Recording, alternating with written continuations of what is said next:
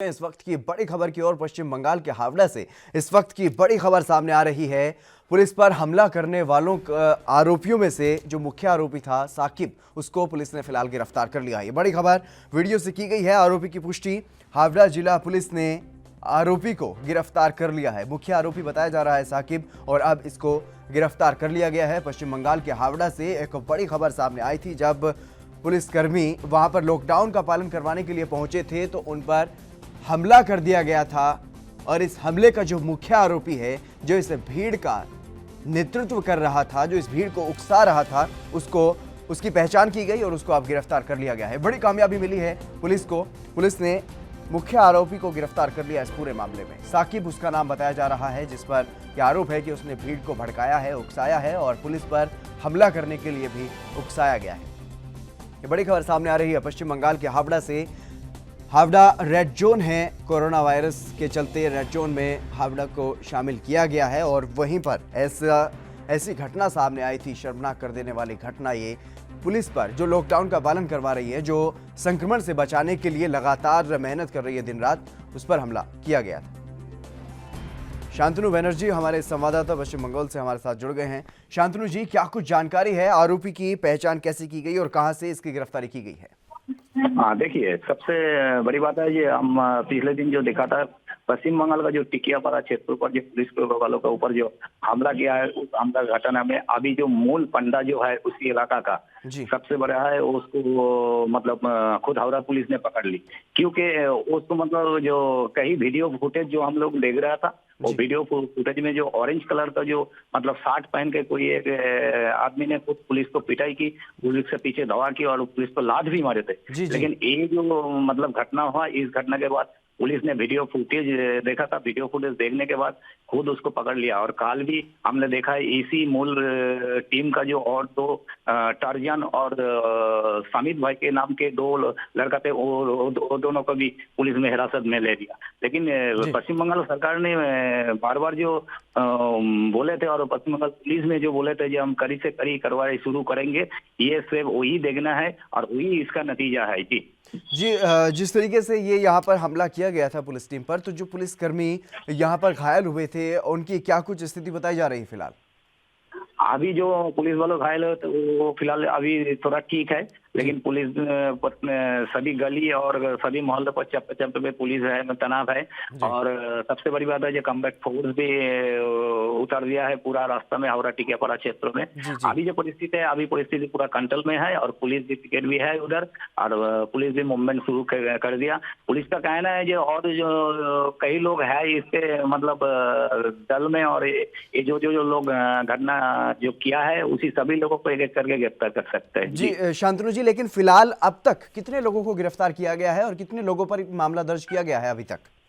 अभी तक पिछले दो तीन दिन में 14 आदमी को गिरफ्तार किया। आज भी एक हुआ, टोटल कुल मिलाकर 15 आदमी को गिरफ्तार किया। लेकिन सबसे बड़ी बात है, जो पहले 10 आदमी को जो गिरफ्तार कर दिया, उसके बाद 2 आदमी को काल भी गिरफ्तार किया, और काल 4 आदमी को गिरफ्तार किया। उसके बाद आ गया आज जो मेन जो एक्यूज है, वो एक्यूज गिरफ्तार किया। उसके खिलाफ नॉन अवेलेबल कार्रवाई शुरू करने जा रहे हैं पश्चिम बंगाल पुलिस ने। जी शांतनु जी, जो मुख्य आरोपी पकड़ा गया है साकिब, क्या इसका कोई राजनीतिक कनेक्शन भी सामने आया है अभी तक? अभी तक कोई खुलासा करके ऐसी कुछ नहीं बोल रहा है। लेकिन अंदर से जो चल रहा है, कुछ लोग ऐसी बोल रहे हैं जो कोई बीजेपी का है, और बीजेपी ने ऐसी बोल रहा है जो कोई तृणमूल का है। लेकिन अभी सबसे बड़ी बात है, अभी पुलिस की तरफ से अभी तक उसका कोई आइडेंटिफाई किया नहीं कि वो कौन सा दल का है, इसका पीछे और कौन कौन है, कोई नेता लोग है कि नहीं, वो अभी तक फिलहाल कोई पता नहीं चले। लेकिन हो सकता है किसी ना किसी का मदद तो जरूर है, नहीं तो इतना बड़े जो हमला वो लोग किया है, ये तो सही बात नहीं है। जी शांतनु जी, जिस वक्त ये हमला किया गया, उस वक्त और कौन कौन मुख्य आरोपी उसके साथ मौजूद थे, जो उसके समर्थन में थे, जिन्होंने भीड़ जुटाने में इसकी मदद की है? सबसे बड़ी बात है, देखिए, रोजा खुलने से ही उस इलाका में जो भारी मात्रा से जो लोग हैं, वो लोग जब राशन पानी और सब्जी लेने के लिए बाहर में आए थे, बाहर में आने के बाद ही उसी इलाका का जो पुलिस जो है, मतलब जो पहले तो थोड़ा कम पुलिस था, तो पुलिस वालों ने जाकर, पुलिस अधिकारियों ने जाकर उसको उससे वही कहा, जो आप उल्लंघन मत कीजिएगा, लॉकडाउन चल रहा है, आप सोशल डिस्टेंसिंग जो है उसका पालन कीजिएगा। लेकिन 2-4 बार बोलने के बाद भी वो लोग नहीं सुना।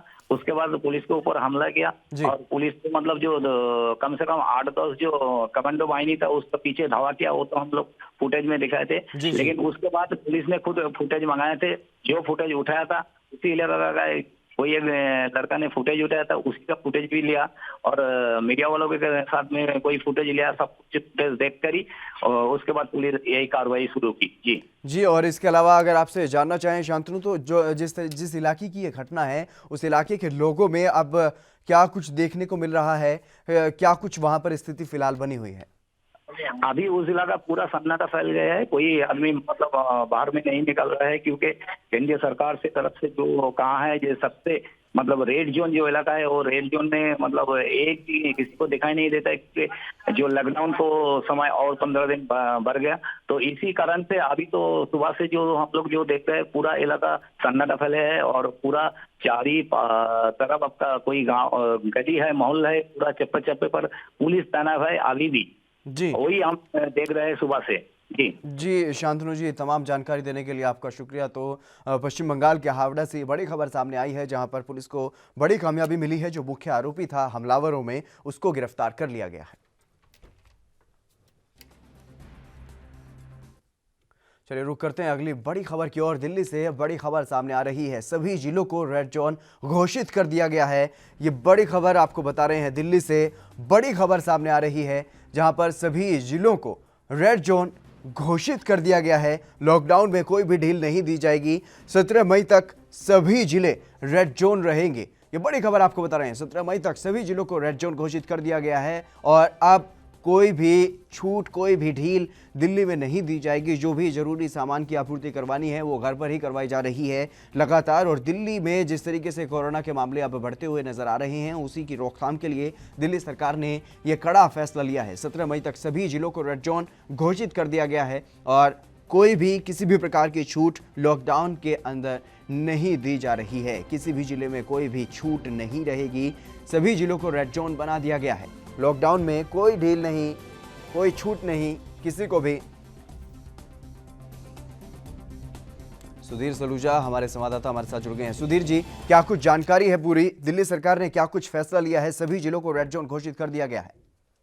जी, दिल्ली के स्वास्थ्य मंत्री सत्येंद्र जैन ने बताया कि 10 से अधिक मरीज होने पर रेड जोन माना जाता है। जी दिल्ली में 11 जिले हैं और सभी रेड जोन में आते हैं। जी रेड जोन के अंदर गृह मंत्रालय ने जो छूट दी है, जिसमें दवाई, किराना, दूध, खाने पीने का जो सामान, जो एसेंशियल सर्विसेज जी। हैं, उनको छोड़कर कोई भी market, shopping complex, GDA market कुछ नहीं खुलेगा। जी। केवल जो स्टैंड अलोन दुकानें हैं जो गली मोहल्ले में हैं, जिनमें केवल एसेंशियल सर्विसेज हैं, जी। वो ही खुलेंगी। इसके अलावा जो सरकारी ऑफिस हैं उसमें 33% हाजिरी के साथ जो सरकार के, केंद्र सरकार, राज्य सरकार के जो ऑफिस हैं वो खुलते हैं।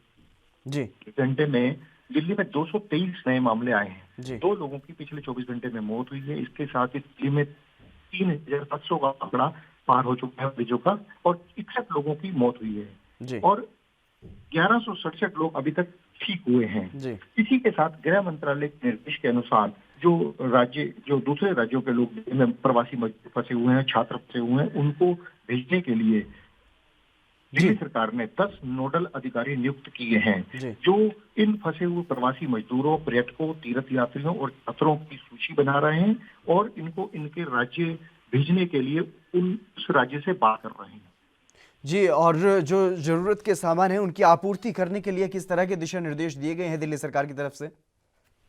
देखिए, जो दूध, सब्जी, फल, जो एसेंशियल चीजें हैं, दवाइयाँ, केवल उन्हीं को अनुमति है और वो चल रहा है। इसके अलावा जो एसेंशियल चीजें, जो ऑनलाइन सर्विसेज है, वो सब बंद है।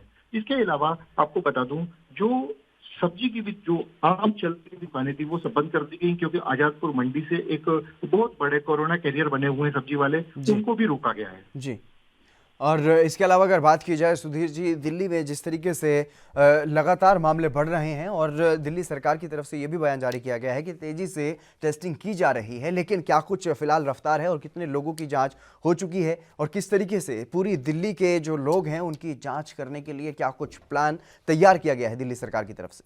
जी बिल्कुल, स्वास्थ्य मंत्री ने ये भी कहा कि रेड जोन में घर घर में स्क्रीनिंग की जाएगी और टेस्टिंग की जाएगी जी। और सभी लोग मास्क पहने और आपस सोशल डिस्टेंसिंग को मेंटेन रखें। लेकिन अभी इस स्तर पर कार्य शुरू नहीं हुआ है, लेकिन ये कहने की बात की गई है कि अभी स्क्रीनिंग की जाएगी और टेस्टिंग की जाएगी।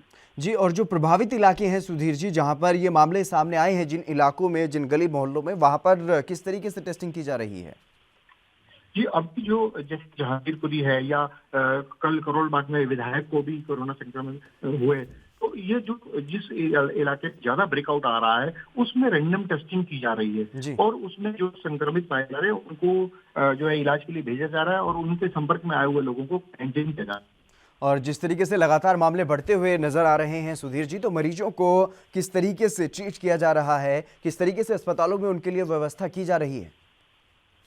ये अभी देखिए, जो केंद्र सरकार, जो गृह मंत्रालय के हिसाब से, जो स्वास्थ्य मंत्रालय, जो केंद्र सरकार के निर्देश हैं, उसी हिसाब से सब तैयारी की जा रही है। एनजेपी अस्पताल और आरएमएल अस्पताल और जो कुछ 2-3 प्राइवेट हॉस्पिटल्स को और ऐड किया गया है। लेकिन अभी लोगों का कहना है कि जो प्राइवेट हॉस्पिटल्स हैं उनमें कोविड-19 को लेकर इलाज की कितनी, क्योंकि उसमें इलाज का जो पेमेंट है वो खुद मरीज को करना होगा, तो उन लोगों का कहना है कि वहां पे ये तय किया जाए कि इस बीमारी के इलाज में क्या इसकी कीमत होगी और हमें क्या पेमेंट करना होगा, ये भी सरकार तय करे। जी सुधीर जी, तमाम जानकारी देने के लिए आपका शुक्रिया। इसी बीच हमारे साथ जुड़ गए हैं आम आदमी पार्टी से नेता हैं संजीव निगम जी। संजीव जी, आपका स्वागत है एनबी न्यूज पर।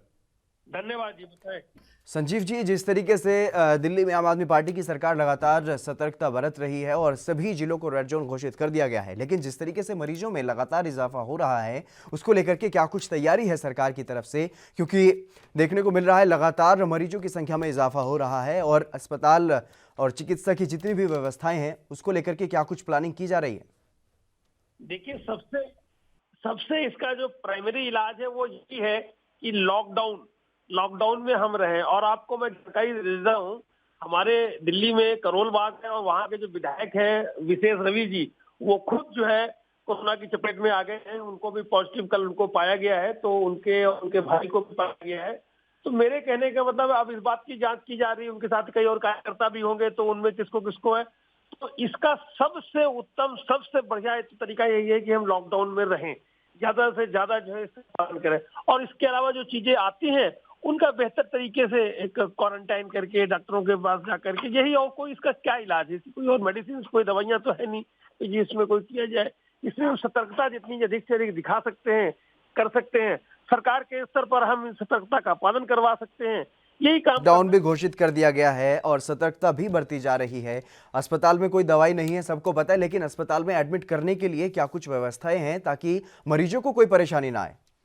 ठीक है, वो पहले से उत्तरोत्तर उसमें हम लोग जो है बेहतर करने का प्रयास कर रहे हैं, जो भी चीजें करनी चाहिए। और इसमें मैं अभी इस तरीके से आपको मैं कहिए तो अस्पताल वाइज बता दूं, दिल्ली के जितने भी दिल्ली सरकार के अस्पताल हैं उनमें डॉक्टरों को सबको जो है सख्त मतलब इंस्ट्रक्शन भी है कि वो और अपने आप कर भी रहे हैं, डॉक्टर आगे बढ़ करके कोरोना वॉरियर्स से ही। तमाम बातचीत करने के लिए हमारे साथ आपका बहुत बहुत शुक्रिया। तो दिल्ली में सभी जिलों को रेड जोन घोषित कर दिया गया है और अब लॉकडाउन में किसी भी तरह की कोई ढील नहीं दी जाएगी, क्योंकि सभी जिलों में मरीजों की संख्या में इजाफा लगातार होता हुआ दिखाई दे रहा है। चलिए एक और बड़ी खबर का रुख कर लेते हैं। चंडीगढ़ से बड़ी खबर सामने आ रही है। कोरोना मरीजों की संख्या में लगातार यहां पर इजाफा हो रहा है। बापूधाम कॉलोनी के 6 लोगों में और कोरोना की पुष्टि हुई है। बापूधाम में संक्रमितों की संख्या बढ़कर के 43 हो गई है। चंडीगढ़ में कुल 94 कोरोना संक्रमित मामले अब तक सामने आ चुके हैं। ये बड़ी खबर आपको बता रहे हैं। चंडीगढ़ में लगातार कोरोना मरीजों की संख्या में इजाफा हो रहा है और चंडीगढ़ में जो केंद्र बना हुआ दिखाई दे रहा है कोरोना का, वो है बापूधाम कॉलोनी। यहां पर लगातार मामले अब बढ़ते हुए नजर आ रहे हैं। 6 ताज़ा मामलों की पुष्टि यहां पर हुई है और अब बढ़कर के कुल 43 इसी इलाके से, इसी कॉलोनी से 43 मरीज सामने आ चुके हैं अब तक और भी ज़्यादा ये संख्या में इजाफा होने की आशंका जताई जा रही है। लगातार टेस्टिंग की जा रही है और बापूधाम कॉलोनी, अगर ये कहें कि चंडीगढ़ में कोरोना का केंद्र बन चुका है तो ये गलत नहीं होगा, क्योंकि 43 मामले, चंडीगढ़ में कुल मामलों की बात अगर करें तो 94 हैं और अकेले बापूधाम कॉलोनी में 43 मामले हो चुके हैं। तो चंडीगढ़ में लगातार कोरोना संक्रमित मरीजों की संख्या में इजाफा हो रहा है और विनीत कपूर हमारे विशेष संवाददाता हमारे साथ जुड़ गए हैं चंडीगढ़ से अधिक जानकारी के साथ। विनीत जी, क्या कुछ जानकारी है पूरी, जिस तरीके से लगातार बापूधाम कॉलोनी में मामले बढ़ते हुए नजर आ रहे हैं, क्या कुछ आशंकाएं जाहिर की जा रही हैं और किस तरीके से यहां पर टेस्टिंग की जा रही है? देखिए, सीधे तौर पर जिस तरह से पहले ही संभावना जताई जा रही थी कि बापूधाम कॉलोनी जो है बड़ा कंजेस्टेड सा एरिया, और अगर यहाँ पर पॉजिटिव केस पाए जाते हैं तो फिर उनको कंट्रोल करने में थोड़ी बहुत दिक्कत का सामना करना पड़ेगा। अब वही दिक्कत जो है वो हेल्थ डिपार्टमेंट को और प्रशासन को होती हुई नजर आ रही है कि लगातार यहाँ पर पॉजिटिव केसों में इजाफा होता हुआ नजर आ रहा है। आज भी अगर बात करें तो टोटल 6 पॉजिटिव मामले जो हैं वो निकल कर सामने हैं, जिसके बाद चंडीगढ़ के अंदर पॉजिटिव केसों की संख्या बढ़कर 94 यानी 94 हो चुकी है। जिसके बाद शहर को तो सील किया गया है, लेकिन इन एरिया के ऊपर प्रशासन और हेल्थ डिपार्टमेंट की विशेष नजर है कि यहाँ पर संक्रमण को रोका जा सके और ये जो चेन बनती जा रही है इसको किसी तरह से तोड़ा जा सके, क्योंकि जब तक ये चेन नहीं टूटेगी तब तक लोगों को संक्रमण का शिकार होने से बचाना जो है वो मुश्किल सा लगता नजर आ रहा है। जी विनीत जी, क्या इस इलाके में लॉकडाउन का सही तरीके से पालन नहीं करवा पाई है पुलिस? देखिए, लॉकडाउन का सही तरीके से पालन हुआ था, लेकिन जिस तरह से एक व्यक्ति को पहले कोरोना हुआ और कंजेस्टेड सा एरिया है, दूसरे लोगों के संपर्क में आया, तो उसके बाद चेन जो है वो आगे से आगे बढ़ती गई और इसके बाद कई परिवार जो हैं वो इस कोरोना की चपेट में आ गए। और आज अगर ताजा सिचुएशन की बात करें तो लगातार वहां पर जिस तरह से प्रशासन की तरफ से, पुलिस की तरफ से सख्ती की हुई है, सीआरपीएफ के जवान तक तैनात कर दिए गए हैं, लेकिन अभी भी सिचुएशन जो है वो कंट्रोल होने का नाम नहीं ले पा रही है। हालांकि सैंपलिंग जो है वो सभी की करनी शुरू हो चुका है प्रशासन, तो देखने वाली बात रहेगी कब तक यहाँ सिचुएशन जो है वो कंट्रोल होती हुई नजर आती है। जी, अगर बात करें पूरे चंडीगढ़ शहर की तो बापूधाम कॉलोनी को छोड़ करके और कौन सा ऐसा इलाका है जहां पर कोरोना का जो कहर है वो सबसे ज्यादा देखने को मिल रहा है? देखिए, बापूधाम के अलावा अगर हम और एरियाज की बात करें तो और एरियाज में इतना प्रभाव जो है वो कोरोना का देखने को नहीं मिलता। जहां पर भी केस आते हैं वो केस रिकवर हो जाते हैं, लेकिन यहाँ पर लगातार संख्या जो है बढ़ती नजर आ रही है। हालांकि सेक्टर 15 की बात करें तो चंडीगढ़ का पोर्ट सेक्टर है, सेक्टर 15, वहां पर भी एक केस पॉजिटिव पाया गया। उससे पहले अगर सेक्टर 30 की बात करें तो वहां पर भी केस पॉजिटिव पाए गए थे। तो एहतियात के तौर पर इन सभी सेक्टरों को सील कर दिया गया था ताकि कोरोना का संक्रमण जो है वो अन्य सेक्टरों तक ना फैलता हुआ नजर आए, और अब भी इसी तरह की सिचुएशन जो है वो देखने को मिल रही है। इसके अलावा अगर बॉर्डर एरियाज की बात करें, वहां पर भी स्क्रीनिंग जो है वो शुरू हो चुकी है। आने जाने वाले लोगों से पूछताछ की जा रही है, स्क्रीनिंग तक की जा रही है उनकी, ताकि कोई भी कोरोना इफेक्टेड पीपल जो है वो शहर के अंदर एंट्री ना कर पाए। तो ऐसे में एहतियात जरूर बढ़ती जा रही है, लेकिन अभी भी स्थिति जो है वो आउट ऑफ कंट्रोल सी नजर आ रही है। जी, जानकारी देने के लिए आपका शुक्रिया विनीत। तो चंडीगढ़ में लगातार कोरोना मरीजों की संख्या में इजाफा हो रहा है और अब तक कुल मामलों की संख्या यहां पर 94 हो चुकी है।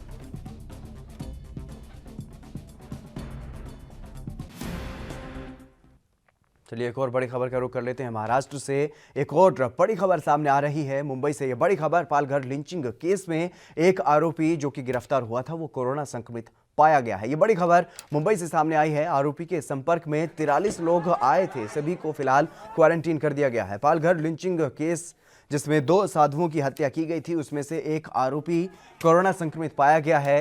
ये वो तस्वीरें उस दिन की, उस रात की जब 2 साधुओं की हत्या की गई थी, और इस मामले में जितने लोग गिरफ्तार किए गए थे उनमें से एक संक्रमित पाया गया है कोरोना वायरस से, और अब जो भी उसके संपर्क में 43 लोग आए थे उन सभी को क्वारंटीन किया गया है। आरोपी के संपर्क में 43 लोग आए थे जो फिलहाल क्वारंटीन कर दिए गए हैं, सभी को क्वारंटीन किया गया है। महाराष्ट्र के मुंबई से बड़ी खबर सामने आई है।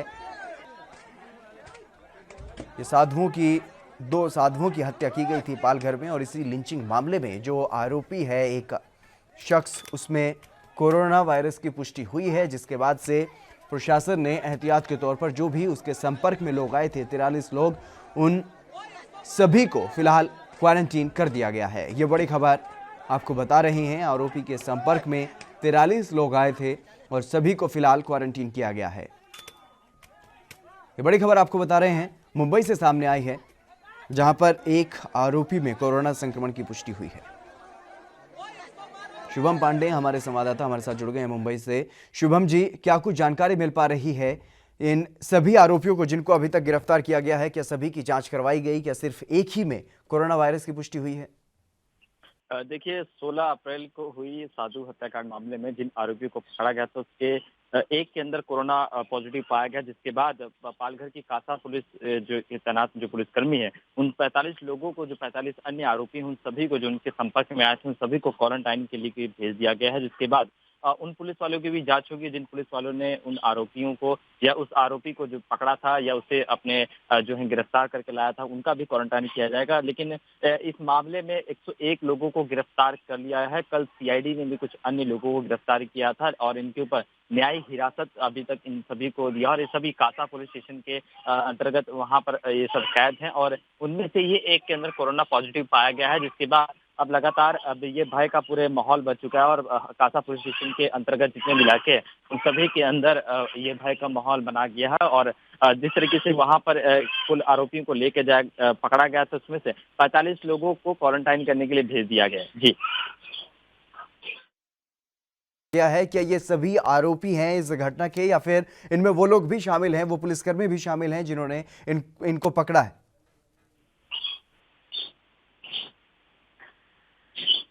जिस तरीके से पुलिस वालों का भी तबादला हुआ है, कुछ दिन पहले पालघर पुलिस के एसपी गौरव सिंह ने पुलिस स्टेशन में तैनात 35 पुलिस कर्मियों का वहां से तबादला कर दिया। खुद वहां के एसीपी जो है उनका भी तबादला कर दिया। तो कहीं न कहीं कुछ 3 पुलिस कर्मियों के ऊपर भी इस हत्या का आरोप लगा है, जो हत्या में शामिल थे, जिस तरह से वीडियो में देखा गया था। तो लेकिन जिस तरीके से कोरोना का कहर वहां पर अब फैल चुका है, जिसके बाद पूरे इलाके में हड़कंप मच चुका है। प्रशासन वहां पर नई टीमें भेज रही है, नई फोर्सेस भेज रही है, ताकि वहां पर जो लोग कोरोना पॉजिटिव पाए गए तो उन सभी से बचा जाए। जी, तमाम जानकारी देने के लिए आपका शुक्रिया। तो महाराष्ट्र के पालघर में जो लिंचिंग की घटना हुई थी, उसमें जितने भी आरोपी पाए गए, उनमें से एक आरोपी में कोरोना वायरस की पुष्टि हुई है। अब उसके संपर्क में जो लोग आए थे, 43 लोग, ऐसे 43 लोगों को क्वारंटीन कर दिया गया है। पालघर लिंचिंग केस में गिरफ्तार एक आरोपी में कोरोना वायरस की पुष्टि हुई है, और उसके बाद आरोपी के संपर्क में आए 43 लोगों को क्वारंटीन किया गया है। ये बड़ी खबर आपको बता रहे हैं। और कुछ पुलिसकर्मियों पर भी आरोप लगा था, जिनका ट्रांसफर फिलहाल कर दिया गया है, लेकिन उन सभी को भी क्वारंटीन किया गया है।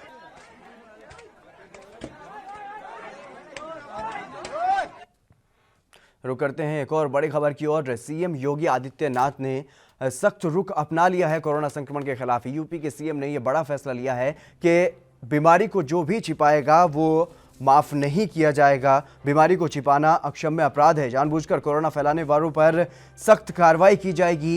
ये बड़ी खबर आपको बता रहे हैं। सभी अधिकारियों के साथ वीडियो कॉन्फ्रेंसिंग के जरिए बातचीत की गई, और ये दिशा निर्देश दिए गए हैं कि जो भी लोग इस तरह से कोरोना का संक्रमण फैलाने का काम कर रहे हैं, उनको बख्शा नहीं जाएगा, उन पर सख्त कार्रवाई की जाएगी। ये अक्षम्य अपराध है, ये क्षमा करने योग्य अपराध नहीं है।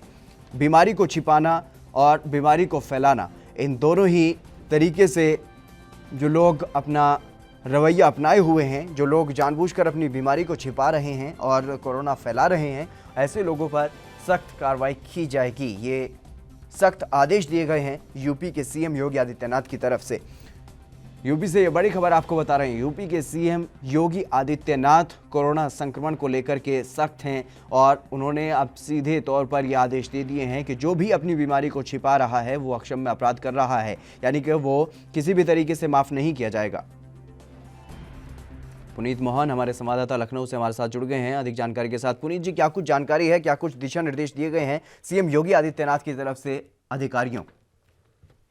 देखिए, सीधे तौर पे आज जो मीटिंग हुई उसमें सीएम योगी ने सीधे तौर पे लॉकडाउन की समीक्षा करी है, और जो ग्रीन, ऑरेंज और रेड जोन है, इनमें जो भी नियम है उनको सख्ती से पालन कराने के आदेश दिए हैं। इसके साथ ही जो सबसे बड़ी खबर थी यूपी की कि यहाँ पर तबलीगी जमात के लोगों के ऊपर एक्शन लिया गया, क्योंकि सीधे तौर पे अगर हम देखते हैं तो कहीं ना कहीं योगी सरकार सख्त हुई है, और साफ तौर पे योगी सरकार, सीएम योगी का कहना है कि जो भी ये लोग थे, इन्होंने जान करके कहीं ना कहीं कोरोना को फैलाया है। अगर ये सामने आ जाते तो शायद आज जो उत्तर प्रदेश की स्थिति है, यहाँ पर 3000 से ज्यादा 2300 से ज्यादा केसेस इस समय हो चुके हैं, और लगातार केसेस बढ़ ही रहे हैं। इसमें कहीं ना कहीं 30 to 40% हाथ इनका है। अगर ये लोग पहले ही बताते तो पुलिस इन्हें क्वारंटीन करती, अस्पताल ले जाया जाता, और जब इनको अस्पताल ले भी गया गया उसके बाद भी इन्होंने वहां पर जिस तरीके की हरकतें करी वो क्षमा योग्य नहीं है। इसीलिए शाहजहांपुर में कल जो 12 विदेशी जमाती थे वो क्वारंटीन होकर के जब सही हुए तो उनको अस्थायी जेल में भेजा गया है। लॉकडाउन के जो भी नियम है, जो रेड जोन है, उस पर विशेष नजर रहेगी अधिकारियों की। कोई भी किसी भी तरह की छूट नहीं है। जो भी दिशा निर्देश सरकार की तरफ से कल आदेश जारी हुए हैं वो पूरी गाइडलाइन बनाई जा रही है और उसी को सभी को फॉलो करना होगा। ग्रीन जोन में थोड़ी सी रियायत है, लेकिन सभी बॉर्डर सील कर दिए गए हैं ताकि रेड जोन का कोई ऑरेंज जोन और ऑरेंज का कोई ग्रीन जोन में मूवमेंट ना कर पाए। और सीधे तौर पे यूपी के भी जो बॉर्डर हैं वो उस पर भी सख्ती बढ़ा दी गई है, क्योंकि दूसरे स्टेट से भी लोग तरह तरह के पासेस लेकर के एंट्री कर रहे थे और इसको देखते हुए सीधे तौर पर जो यूपी के बॉर्डर हैं उनको भी पूरी तरीके से वहां पर सख्ती बढ़ा दी गई है और विशेष जांच के बाद ही अंदर आने दिया जा रहा है। जी, जिस तरीके से सीएम योगी आदित्यनाथ ने यह कहा है कि जो भी बीमारी को छुपा रहा है उस पर सख्त कार्रवाई की जाएगी। अगर कोई बीमारी को छुपा रहा है तो उसकी पहचान कैसे की जाएगी?